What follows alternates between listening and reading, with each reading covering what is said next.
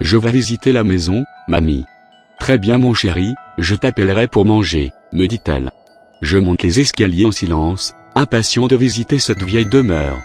Cela fait près de 10 ans, depuis la mort de mon grand-père, que je ne suis pas allé dans cette maison. Le couloir sombre et inquiétant donne sur de nombreuses chambres.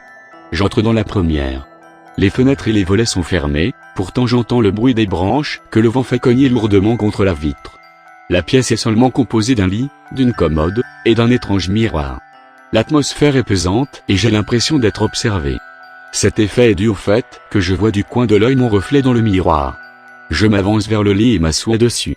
Il n'est ni dur ni mou, et il me semble pourtant que si je m'étais allongé dessus, je me serais endormi en un instant. Je regarde ma montre bleue sur laquelle j'avais gravé l'initiale K, la première lettre du prénom de ma mère.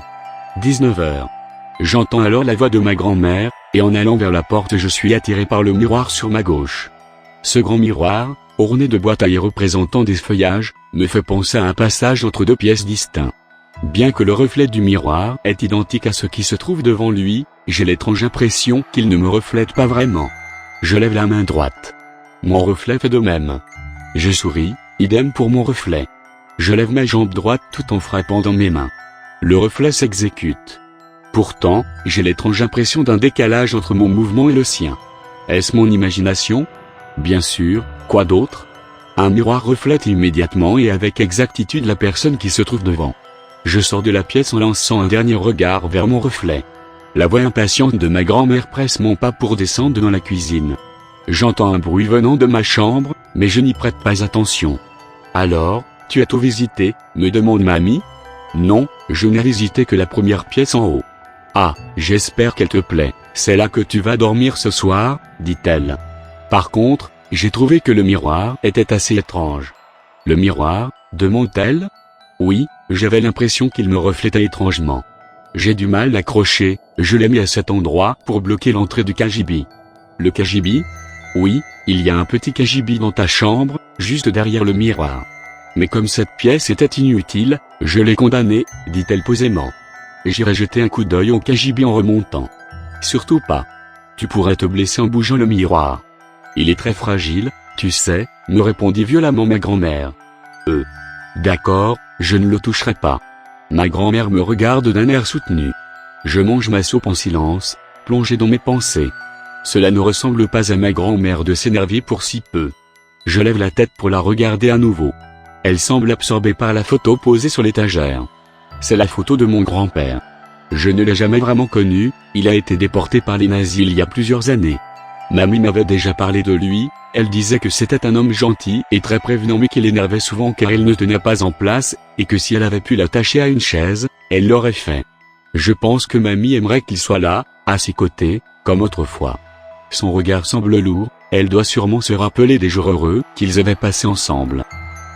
J'avale ma dernière cuillère de soupe, bois mon verre d'eau, et je remonte à l'étage avant même que ma grand-mère ne puisse me dire quelque chose. D'ailleurs, elle n'a pas l'air de vouloir bavarder, elle est toujours plongée dans la photo. Cela m'intrigue sur le moment. Je monte les escaliers en silence. Le couloir, toujours aussi sombre et inquiétant, ne m'encourage pas à pousser mon exploration de la maison. Je rentre dans ma chambre. L'ambiance est encore plus pesante que tout à l'heure. Le vent dehors a redoublé de force et les branches des arbres cognent de plus belle contre la vitre. Le miroir, qui m'apparaissait tout à l'heure si étrange, me semble alors totalement banal. Maintenant que je sais son secret, cela le rend moins impressionnant. Pourtant je ne peux pas détourner mon regard. Le cagibi condamné derrière m'intrigue au plus haut point. Comme s'il m'appelle. Je m'assois alors sur mon lit et je regarde ce miroir du coin de l'œil. Je suis très fatigué. Mon lit m'apparaît comme un échappatoire. Pourtant, impossible de fermer les yeux. Le tic-tac de l'horloge me tape sur les nerfs. Le tic-tac de l'horloge. Je regarde autour de moi. Aucune horloge. Je sors de ma chambre et regarde dans le couloir. Aucune horloge. Je retourne alors dans ma chambre. Le tic-tac semble tout près. Je me tourne vers le miroir. Et si l'horloge se trouvait dans le cagibi, derrière le miroir? Je n'ai qu'à arrêter la pendule, et le son s'arrêtera. Mais j'ai promis à mamie de ne pas toucher au miroir. Je retourne sur mon lit. Je vais bien finir par m'habituer au tic-tac. Pourtant, ce son régulier me trotte dans la tête et je n'arrive pas à le défaire de mon esprit. La seule solution serait de rentrer dans le cagibi. le KGB, l'horloge, le miroir. Tout dans cette maison me semble étrange. Le miroir qui me fait des frayeurs, le KGB qui m'intrigue, et l'horloge qui m'exaspère. Le seul moyen de remédier à cela est d'aller dans le KGB. Mamie ne le saura pas, et même si elle l'apprend, je lui dirai que le tic-tac de l'horloge me tapait sur les nerfs. Je m'approche du miroir.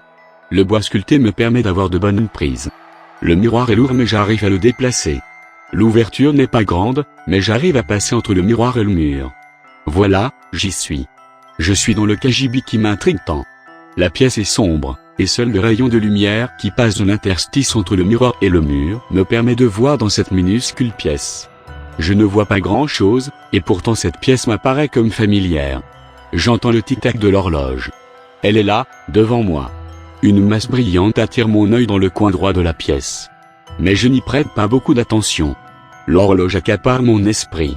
Je la regarde fixement. Bien qu'il y ait un tic-tac régulier, les aiguilles immobiles semblent rendre l'objet stoppé dans le temps. Midi. L'horloge est déréglée. Je dois juste stopper la pendule pour arrêter ce tic-tac si agaçant. Mais cette heure mal réglée me perturbe. Je regarde ma montre bleue. 20 heures. Je n'ai qu'à la mettre à l'heure avant de l'arrêter, me dis-je. Même si cela ne sert à rien, mon corps semble vouloir que je la mette à l'heure. Je pose mon doigt sur les aiguilles et les déplace pour indiquer 20 heures. L'horloge sonne. 8 coups. Mais le 8e me paraît étrange, comme s'il vient de derrière moi. Je me retourne. Le miroir a bougé, il me bloque le passage. Je tente de le tirer. Impossible. Je suis enfermé à l'intérieur du KGB. Le stress monte en moi. Puis j'aperçois ma chambre. Incroyable, le miroir n'en est pas vraiment un. De ce côté, je peux voir ma chambre alors que de ma chambre ce n'est qu'un simple miroir.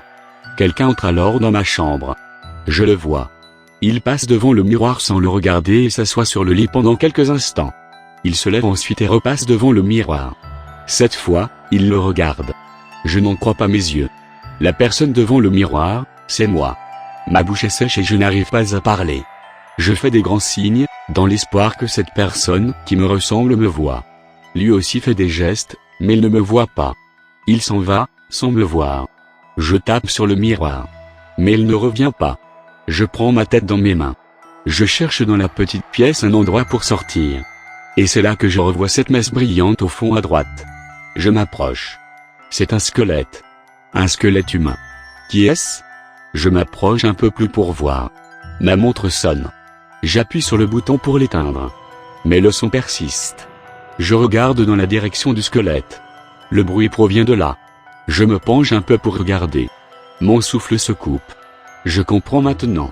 Je comprends pourquoi le miroir semblait décaler mes gestes, je comprends pourquoi ce KGB m'obsédait, je comprends pourquoi j'avais l'impression de connaître cet endroit. Je regarde l'objet qui sonne. Je regarde cette montre bleue autour du bras du squelette. Je regarde cette montre bleue, avec l'initiale K gravée dessus.